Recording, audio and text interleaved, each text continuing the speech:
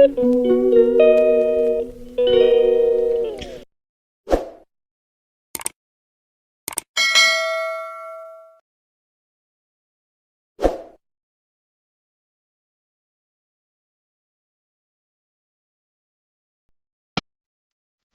day in a life ng isang OFW dito sa Hong Kong. So, good morning everybody. Good morning sa mga pinakinggan dyan. Pero di ba pinanibigan?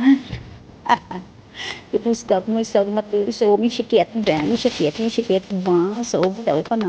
So, mga may namahagdig dyan. Stay love. Good morning everybody. Yes.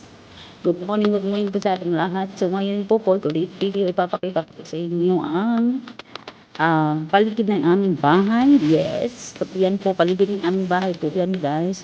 Basta stay tuned lang kayo kasi may nakakita kayo ng magandang tanaw, magandang pangbagay-bagay dito sa ating papakita sa inyo. So enjoy guys. So ayan lang, nasa paligid tayo ng bahay. Ayun siya. Yan yung palipad ng aming bahay guys. Pero hindi namin lupain naman. Lupain po yung kapit bahay. So, kasi po, dahil lang po isang hamak lang ang mahirap. Yes, mahirap dukha po. Yes, pero syempre kahit kung mahirap masaya pong aming family. Yes, masaya ang aming family. Makakalipalit kami ng kapit guys. Isang araw, marami man kami problema. Naiigang guys sa ngayon, pero kayang-kaya yung fight lang habang nabubuhay na, sabi nila, may pag-asa. So yan, yan yung daan papunta dun sa kabilang bahay ng sa pinasang dito sa dito. So yan yung daan yung dito sa dito. So hindi ko alam kung yan, naglalakad na yan, isang ating nanay or what. Then, ngayon guys, ayan, nagbibilag sila ng is ngayon. So ayan, hindi mo namin yan mag-isang na-school yung because yung iba namin kaagad and ayan. Yan yung way na paano sila nagbilad ng mga mais hindi po nakakalam guys. So yan yung sa kabila bahay ko yan yung panglalap ng kapatid. So ayan. And so have it. Yan po yung pangingin sa aming mga kapatid. And now, ayan, papakita ko din ipapapunta po dito sa yung mga yung mga alaga namin. So, ang nakikita niyo ngayon ay bakit ko ng aming kambing. Yes, ng aming mga kambing. So, yan po ang bahay ng aming mga kambing. So, ayan. Ayan yung mga kambing ng bed. Hindi pa nila nilalabas ng iba. Kasi ay oras ng pag-ano pagpapaskil. Yes. Ayan yung manok. Hindi ko alam kung may mga klaseng manok hindi nilang ganyan guys. Kasi may ganyan kami manok. Oo, mahal daw yung manok na yan eh. And then, meron din kami itig na manok. And I don't know kung saan natin ito ng aming mga ibang pato. Guys, ito yan lang yung nasa lapat yung bata. Saka yan siya. Diba? Super sa ganit sa grabbing place, lalo na pag ikaw ay masipag. Kasi pag nag-alaga ng mga kahit na yung mga magtanim ng mga gulay-gulay, hindi ka talaga magusutang pagpag-grabing siyang pinag-usapan. So, ayan, gusto ko lang din isingit ang travel vlog ng aking pinsan papunta sa kaniyang working place sa Pampanga. So, ayan siya sa magdaan guys. So, ayan, ano natin, samahan natin. Siningit-singit ko na yung mga uncles. Siningit-singit ko na para maano kayo malito. Para kayo ay maghilo. At matauhang pala na tama na tagpapakatanda. Dahil may minamahal ko siyang iba, kaya huwag na ko tayong umasa pa. So, yan. Sorry po sa mga kaya natin dyan na, inis na lang sa pagiging gatera natin dahil sa yan. Ayan, yung mga puno-puno and super, na-realize, na ang ganda rin pala ng yung daan. Ayan, super luwang. Sana all maluwang. Ayan.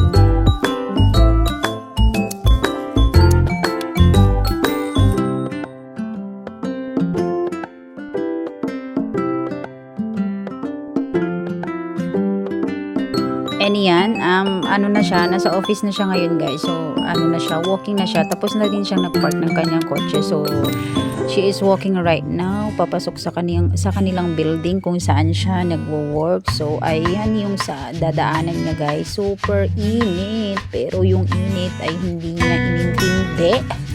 Ay yes, hindi niya inintindi kagaya ng hindi niya pag-intindi sa feelings mo, sa feelings mo, sa feelings mo, sa feelings mo. Ayan, she's walking right now.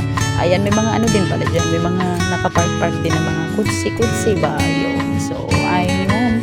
May nakapark-park nakapark-park din mga kutsi dyan guys. So, ayan, samahan natin siya maglakad kasi para may makausap, diba? So, sa lahat ho ng ano dyan, ng mga nanonood, hello there. Sana po nag-enjoy kayo. Yes, alam ko mag-enjoy ang ating mga mata.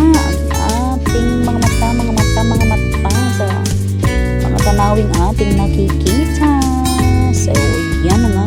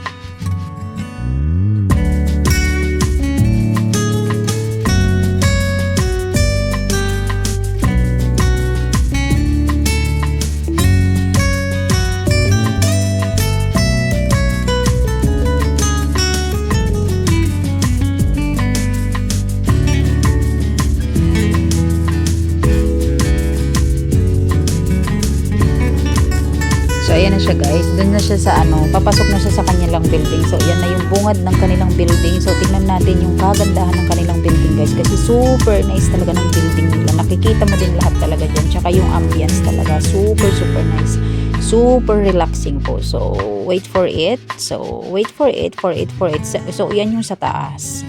Yes, pataas na siya. So tingnan natin guys, so, diba super linis, super super parang nature ano din yung ano niya, kasi super lots of puno na nakatanim. And so ayan, may mga bulaklak din tayo nakikita dyan. And ang ganda, ang linis niyang tignan, ang sarap sa matang tignan, ang malinis na kapaligiran guys. Nabubulo na lang tayo sa kapaligiran. So ayan siya, I don't know kung saan siya patungo, but tignan lang natin siya and ano lang natin, sundan lang natin ang kaniyang journey.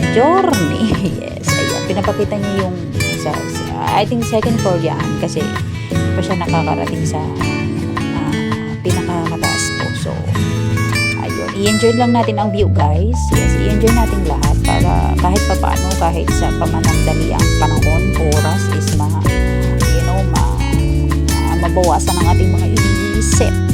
Yes, iniisip na problema, iniisip kung ano na naman ang magiging ulam natin ngayon, bukas, or the other day, diba? Ang hirap mag-isip ng mga bagay-bagay na hindi naman kailangan talagang isipin guys. So yan, pinapakita niya yung view sa baba, kasi I think nasa first floor siya.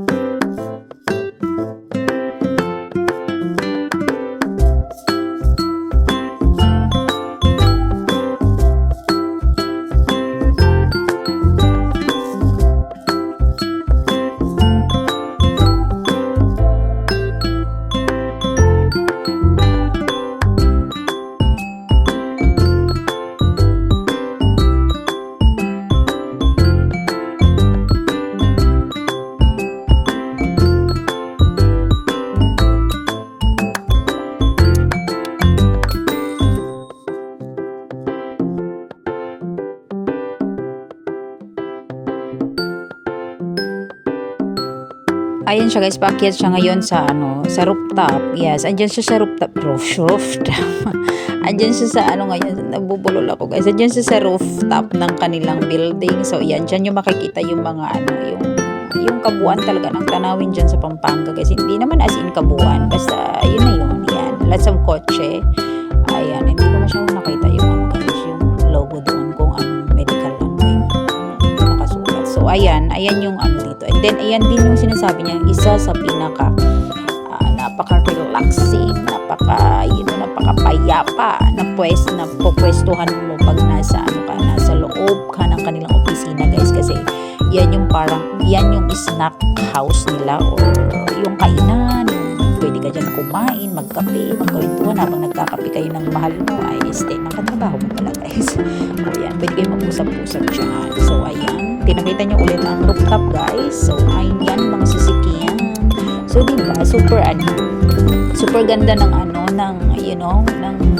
yung sa working place niya talaga. So di ko kasi rin naranasang magtrabaho sa ganyang klaseng company guys. Sa lang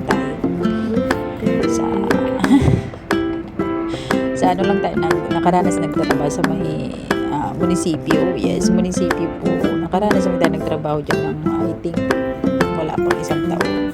Tapos yun wala nang parang bula. Parang feelings ko ba na bigla na lang tumigil bigla.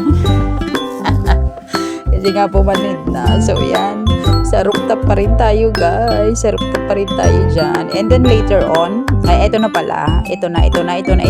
And then sa night, sa gabi, ito yung makikita mo sa kanilang sa kanilang building, 'di ba? Ang ang ganda din maglakad-lakad diyan. Tsaka parang mas maganda siya sa gabi kasi there are lots of ilaw there. So yun na nga po guys. Yan. Hope you enjoy the view. And hanggang sa muli nating pagkikita. Love. Sa mga hindi pa po nakasubscribe ng aking YouTube channel, you can subscribe to my YouTube channel po and click the notification bell para pag may bago po kayong upload ay lagi kayong updated. Bye. Love.